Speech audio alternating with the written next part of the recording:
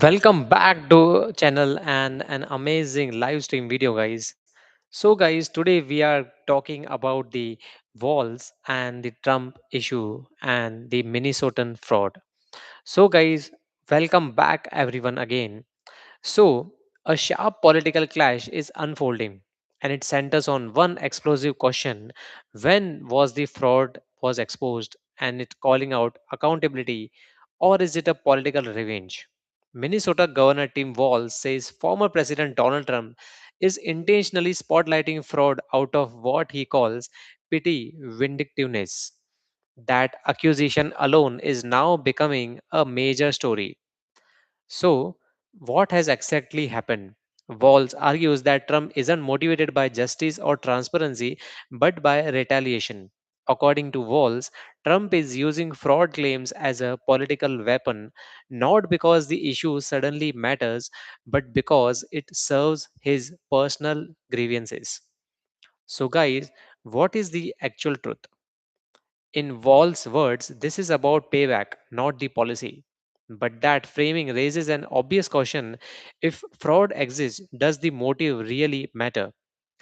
Trump's allies see this very differently. They argue that the fraud, whether financial, institutional, or political, deserves a scrutiny no matter who brings it to the light. From that perspective, calling attention to wrongdoing isn't vindictive, it's also necessary, and ignoring it, they say, is what actually damages the public trust.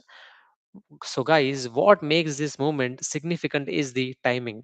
With the elections approaching and tensions already high, every accusation carries more weight.